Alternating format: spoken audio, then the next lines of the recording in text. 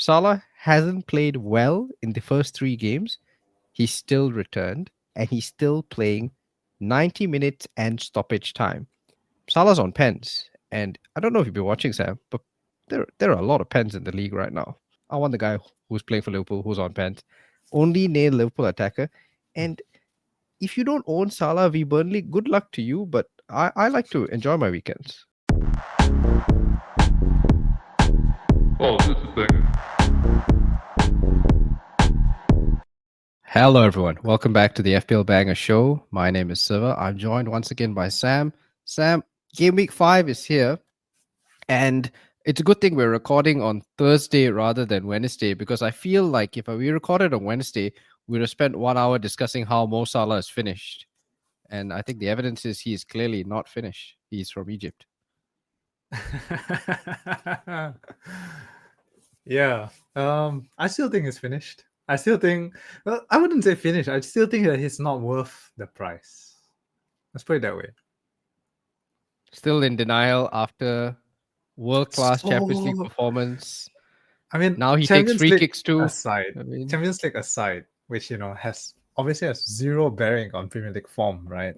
But only Atletico, right? I mean, yeah, Atletico is like basically Sunderland, or worse than Sunderland. But Salah owners, you have to feel that you lucked out, right? Like every week. I mean, that's what I pay my 14.5 million for, mate. I paid for the guy who, I did say this, you can roll the tape. I said, you're paying that money because he will play 90 minutes plus stoppage time. He will be on the pitch when the penalty is given. And lo and behold, right? Frimpong comes, takes that shot. Hannibal, the most honest. I'm so happy that Hannibal Mejri is that honest, because he didn't even like put his hands up. He just, hand in face, like he just, oh yeah, I'm not even going to deny this. In the finest conditions of Man United. United player Hannibal. Yeah, and very unlucky. But okay, so what did you take from that Liverpool Burnley performance? Let's perhaps park the Atletico game aside, because definitely the mood on Sunday was, we're all selling Salah and we're getting Haaland, and I found that very weird as somebody who owns both. But you obviously don't own Salah. Is that how you felt? Like you felt vindicated after that Burnley result? I still do. Like, I still feel that Salah does not justify his price. And this is maybe a hill that I will die on, Siva. But some lucky 90, stoppage time, lucky assist, lucky pens, and things like that. At a certain point, he's going to stop. But I do get your point. Like, if he's scoring points when he's not on form, imagine when he starts being on form, right?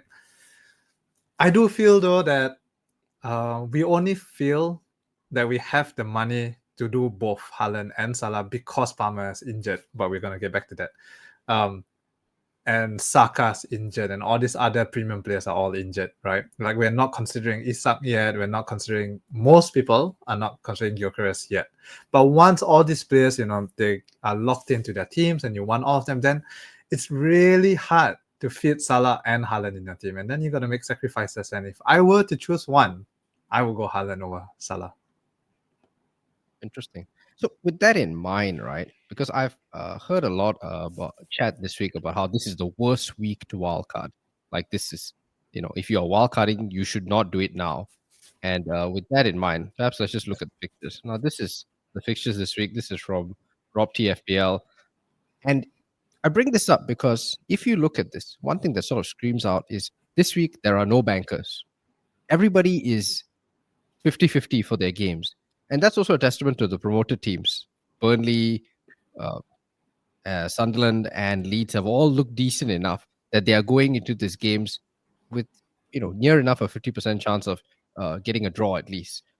And then the only team that sort of even is above 2 goals this week is Liverpool. That's it. Everyone else is below 2. So someone who hasn't played the wildcard side, we did have a question from Joseph Melvin about wildcard windows. Would you be wildcarding this week? No, not this week.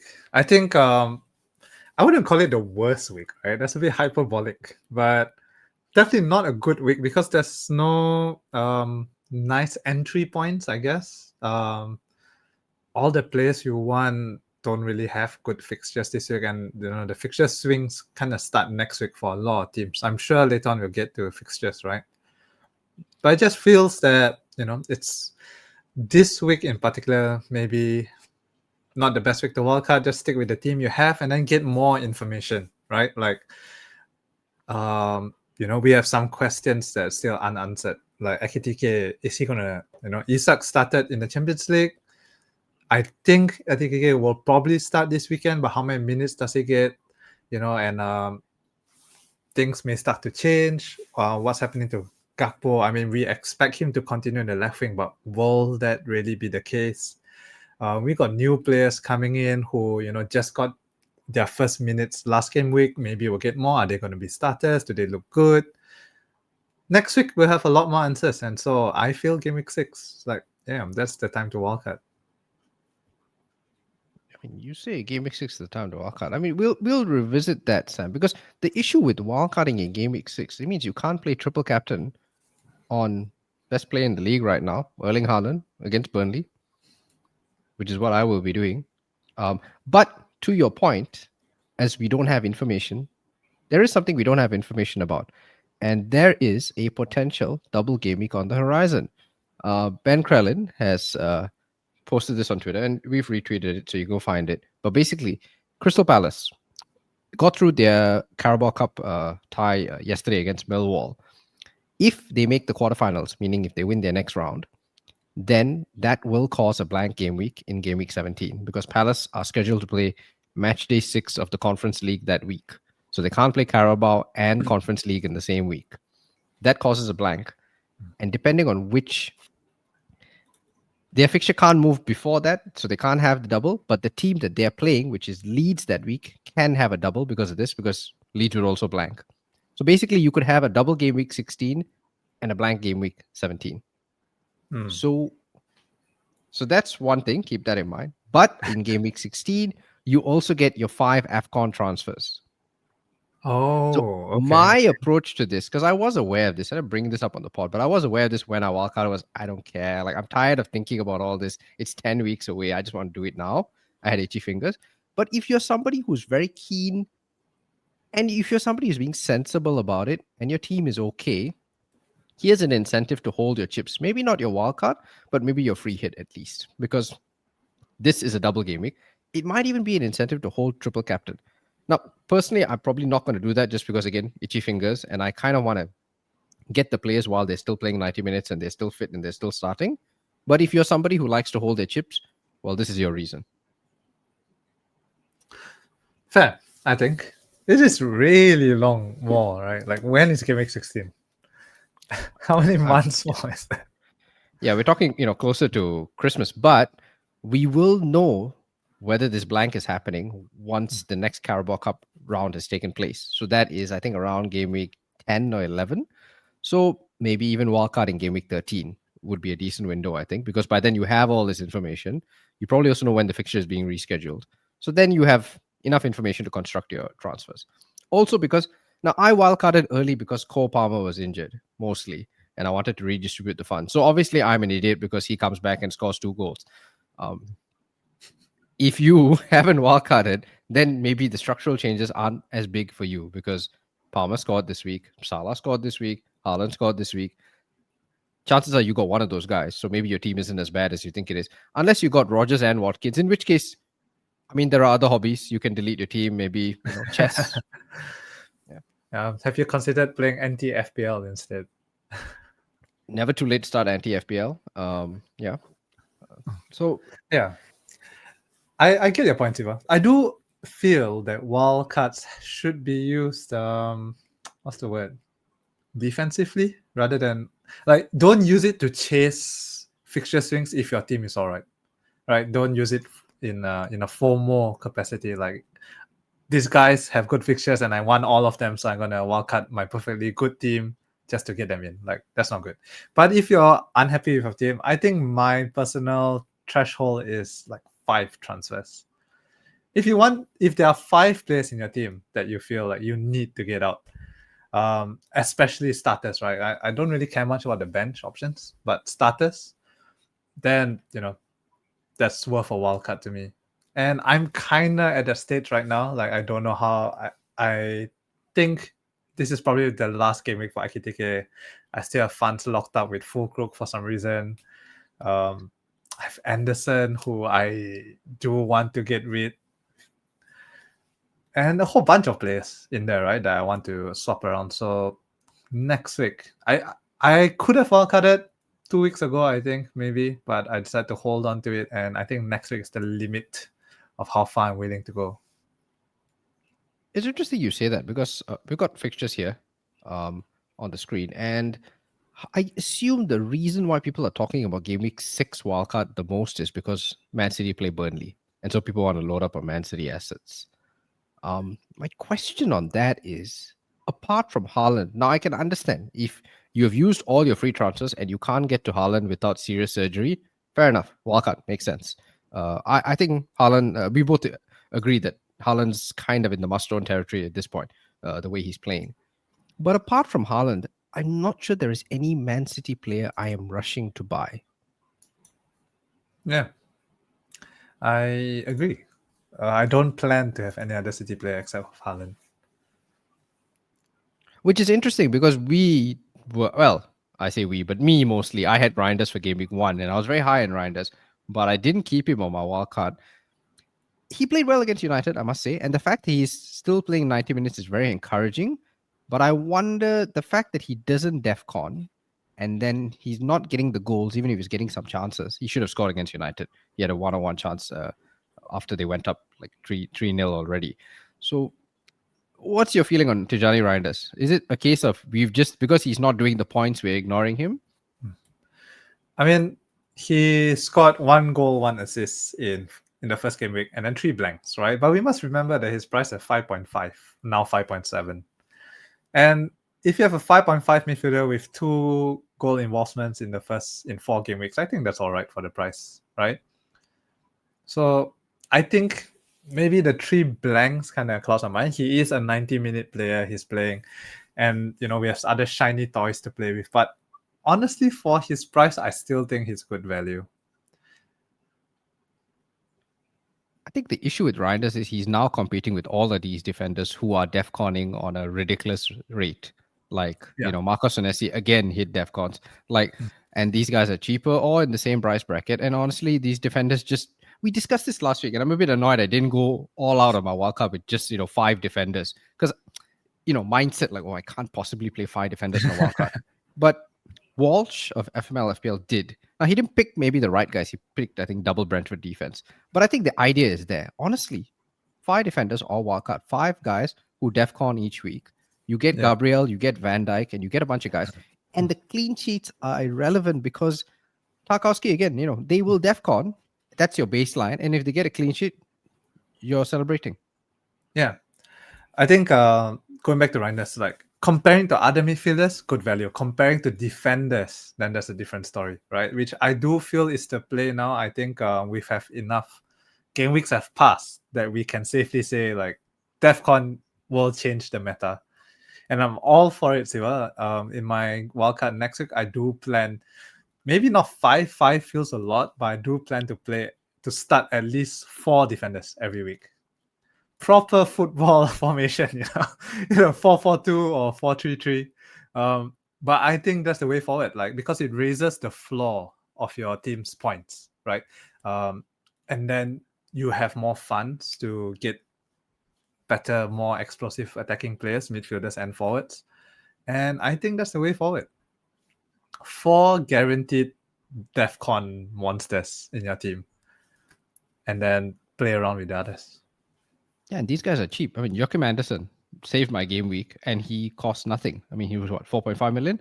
So Fulham still have decent fixtures, and it is a case of you just need to adapt how you think about it. And we did discuss this. Like, I'm really annoyed I went to Daniel Munoz in the end because we discussed getting an attacking fullback really relies on them scoring at an unsustainable rate because you're happy if they get 5 goals a season. And sure enough, he doesn't score. So I'm not sure what I expected. Having told you all that, just get Lacroix. Just get Chris Richards. Get these Yeah. cheap centre backs instead of wasting your time on fullbacks. Munoz cost 5 points. I mean, he came back with 5 points, which is still all right. It's not like he blanked. I will say I'm a little worried about Crystal Palace. I did watch the Millwall game because I have nothing else to do. They played their first team, basically. Absent the guys who were out injured. So Mateta played 90.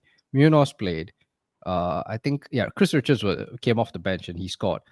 It's a bit worrying that they struggled so much against a championship team despite playing their best team. They struggled against Sunderland despite playing their best team.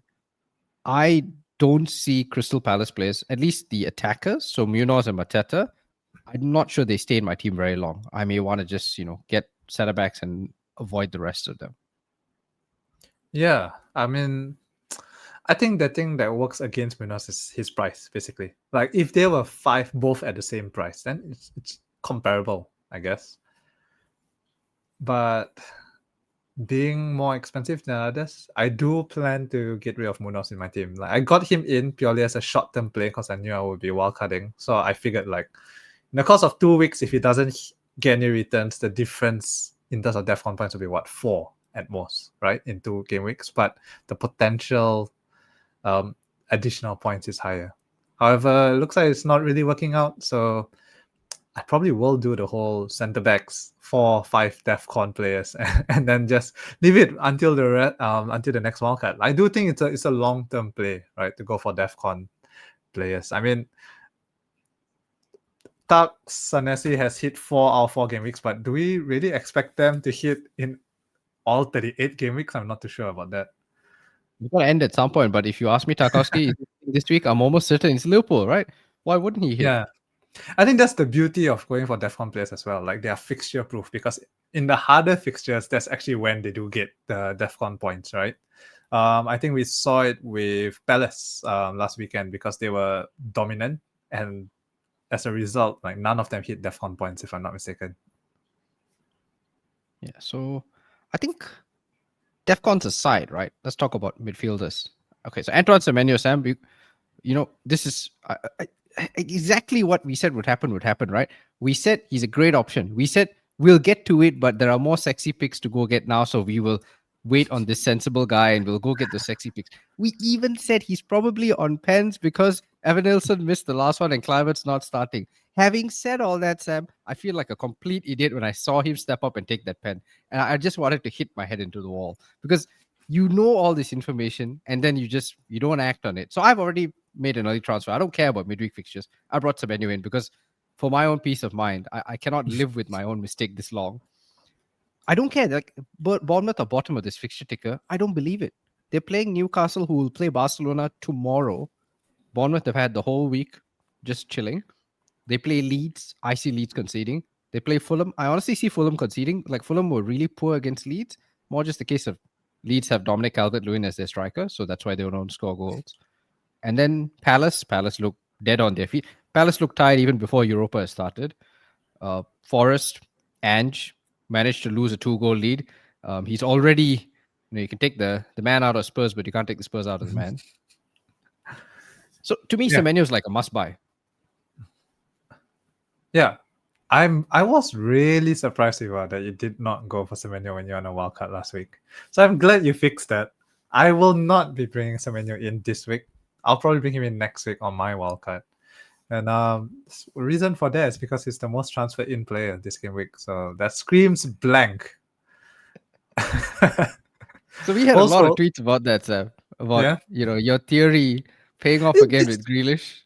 It's not a new theory, right? I think this the top transfer player in Jinx has been around for ages, right? Seasons. So I do think Newcastle, yes, despite Newcastle probably being very tired, Bournemouth probably well rested. It doesn't scream a lot of goals to me, I think.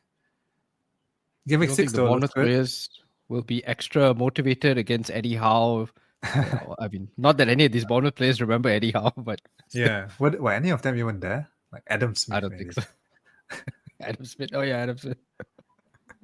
But I do agree the fixture ticker is not accurate. Like, they should definitely not be at the bottom.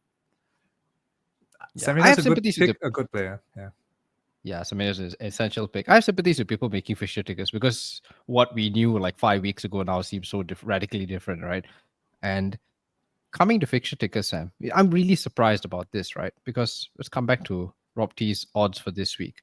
To me, and we did say this last week, there's a relegation battling team that everyone's facing this week, and no one seems to be going in on them, right? This is a team which is the worst team statistically in the league out of non-promoted, non-relegated teams since their manager was appointed.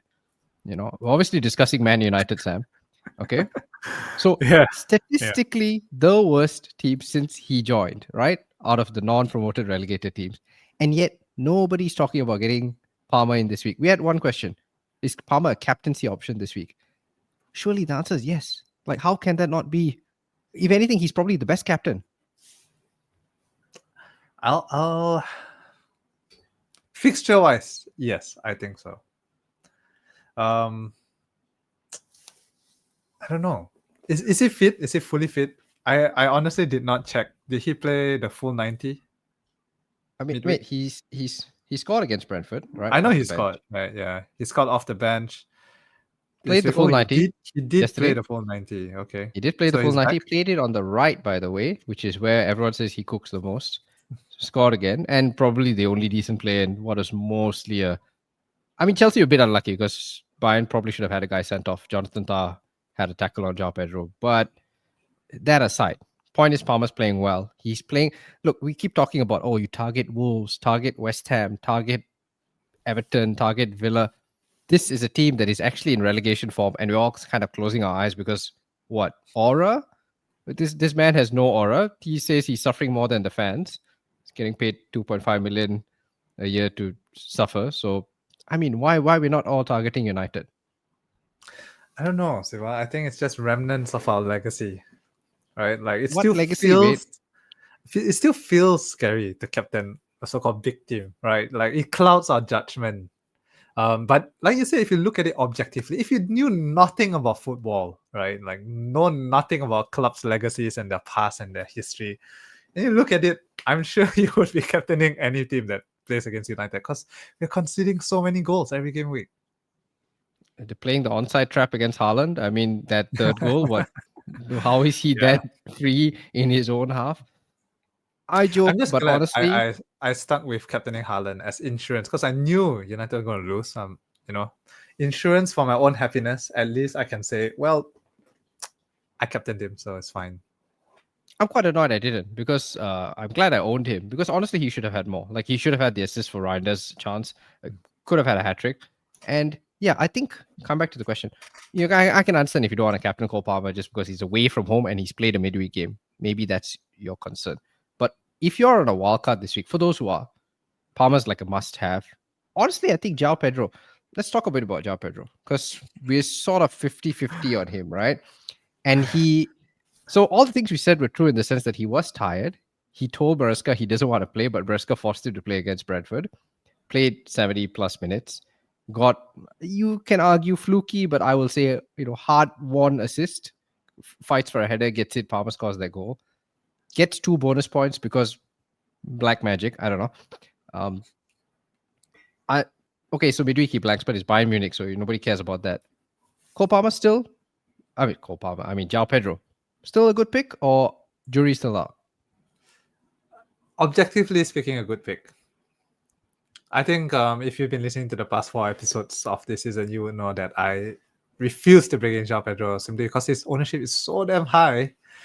It's borderline disgusting to me, right? Like a player at that price, at that skill level should be... It's the same feeling I had when Gabriel Jesus first moved to Arsenal. And I refuse to have him. Promising young Brazilian forward, just not your thing. Yeah, I mean, when it's deserved, it's all right. I remember a few seasons back, we're digressing, but a few seasons back, I think Van Persie had something like 60, 70, and everyone was perma-captaining him, right? Do you remember that season? Right, he was like 14 mil or something. I'm okay with that. I had Van Persie as well during season because he's a player who deserved it, One of the best strikers in the league was... No, don't give me some fresh transfer in from Brighton. Anyway, personal feeling aside, João Pedro is still a good pick at his price. If not goals, assists, Maresca seems to be one.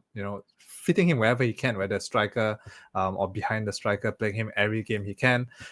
He's so tricky on the ball. He seems to almost win a pen every game, right? So, objectively speaking, good pick.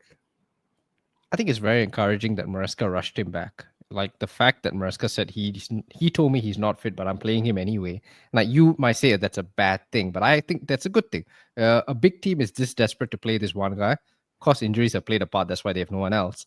I think that's a positive point. And I will also say this, Sam.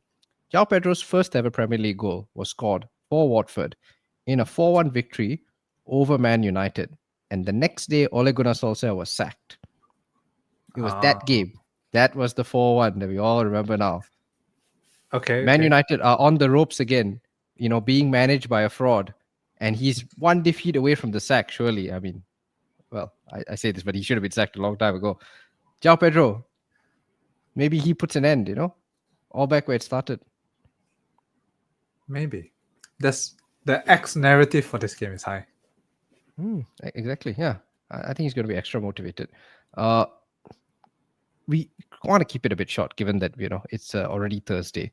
So I think we should sort of jump ahead to captaincy, Sam, because speaking of sorry, before you proceed, Siva, I don't think you mentioned this at the start. For those who are listening, and if something happened to Newcastle players or City players, we are recording it before the last round of Champions League games, so keep that in mind. Yeah, I mean, I've already made my transfer, so if Haaland picks up an injury, I will go and cry, because I'm also playing bench boost this week. There were no questions, but I think a lot of people are playing bench boost or thinking about it. My bench is Dewsbury Hall, debatable. Dubravka, I'm very excited to play Ange.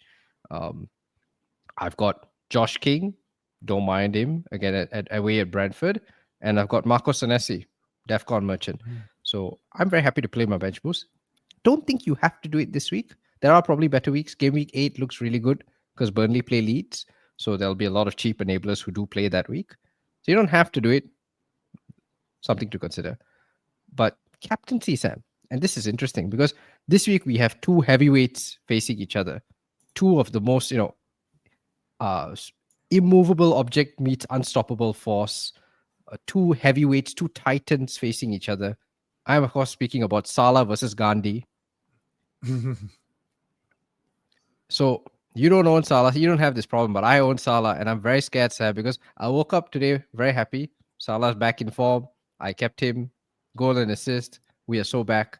But then Gandhi, and now I'm scared again. So am I captaining Salah this week or not?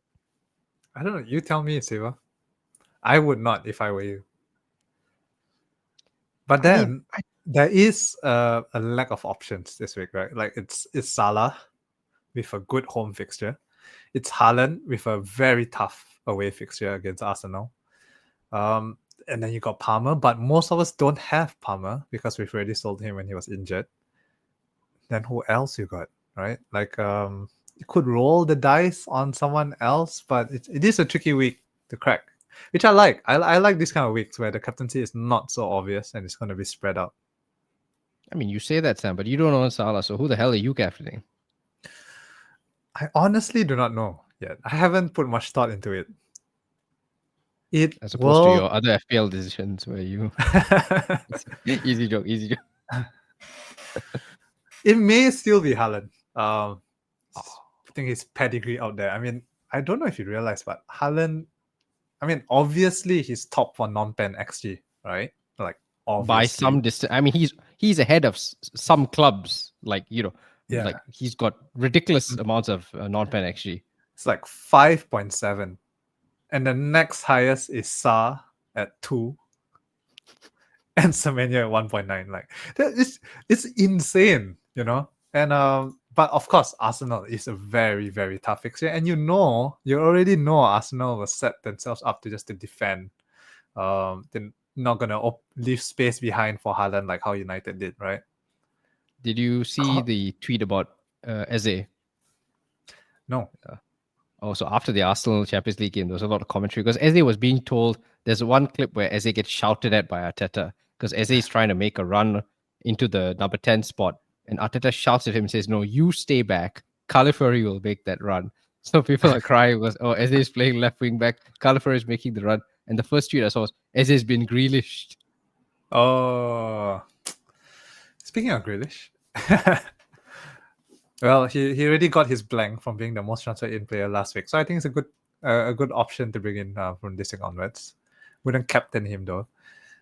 I'm considering a cheeky punt on one of the other Liverpool players because Gandhi only applies to the popular captain pick, right? No, No, I mean it's true. Like the Gandhi rule does not say take Liverpool versus Everton, for example. Does not mean that Liverpool are going to lose to Everton, right? They still win. It's just the players you expect to perform does not perform. Like that's the whole Gandhi rule. Someone unexpected, Gakpo, maybe Ekitike, maybe, but a lot riskier because Isak, already started Champions League game. Or a very, very cheeky / suicidal Mbuemo punt, maybe.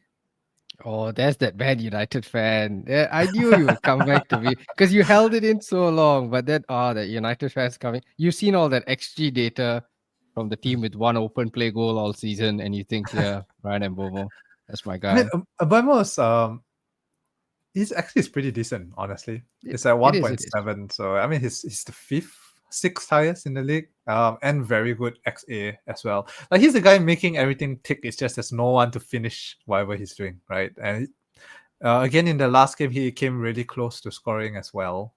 He looks our most lively player, but I mean he's definitely not my first, second, or third choice captain in this game week, right? If I had a wildcard and I could have my pick of players. Sounds like you're defaulting back to Haaland purely out of prestige and form. But I wonder, aren't you? I'm very surprised by, and I put my hands up here. I don't really understand odds sometimes because Arsenal are quite heavily favored for this. I mean, not heavily. They are well. The odds are respecting Arsenal this week. Gyökeres is ranked higher than Haaland for goal scorer probabilities. Even clean sheet, Arsenal, it's not high, but it is higher than City. And I wonder, is there a calibration here? Are Man City not that good? And maybe United just made them look that good. Is that something I'm not getting? I think they were not at their best when they played against United. United definitely did them some favors, especially towards the end when we started push up more to try and score, and ended up leaving, as we discussed, a whole half the field for Haaland. But I would think it's just mostly home versus away, right? Like Arsenal's at home, so therefore the statistics should favor Arsenal. Yeah, I think Emirates definitely will help Arsenal there, especially in the big games. I think for you, Sam, I mean, this is why I see a lot of Semenyo captaincy talk. And he's not on this odds chart, but that is definitely something I think, I don't want to say casual, but the more sort of chilled out, laid back kind of FPL guy is thinking maybe Semenyo captaincy. Why not? Good form, fully rested, 1 week. Newcastle are playing late on Thursday against Barcelona, so you get them tired. Bournemouth at home. Probably on pens now, Semenyo. Would you be tempted? Would that sort of push you into making a transfer? I don't know. I honestly haven't even made my transfer yet, and nor do I actually know who am I going to transfer in. This is why people tune in, Sam, to hear your uncertainty. I mean, we'll post it up somewhere, right? But I'm looking at my squad, and I don't know, maybe Anderson, but Anderson plays against Burnley, right? So as much as whoa, whoa. Did you just say you're thinking about capturing Elliot Anderson? Let's back up. No, I'm saying I'm thinking about transferring out Elliot Anderson. Okay. But will you transfer a Forest player despite the form in a match when they're about to play Burnley, right? Yes, I would. I have Ilanga, who has done also nothing for me in the past 2 weeks, right? So probably Ilanga out, and then a mid-price midfielder may come in. I mean, Ilanga to Semenyo is like the easiest move you'll ever make, even for a hit. You'll feel so much better. I'm not gonna make Semenyo. I'm not gonna bring Semenyo in this week. Most transferred in this week. I forgot. Yeah. It screams blank. Okay, fair enough. I think for me, it's either Salah or Pedro, because those are the two guys I own. I don't own Palmer. I was really tempted by João Pedro, but the fact that he played 90 midweek kind of puts me off because I suspect he plays 70 or 80 against United and then comes off, especially if they're winning. Whereas Salah, confident he plays the full 90, doesn't matter how bad he's playing or how good he's playing the full 90 every week. So I like that in my captain. And I've got Salah, you don't, Sam. So that makes the captaincy all the more sweeter when he gets his 95th minute penalty from another suspicious handball. It's a derby, so that's happening. Bring it on, Gandhi. Let's see. Let's go. And in the meantime, Short, sweet, and get your green arrows. see you next week. Bye.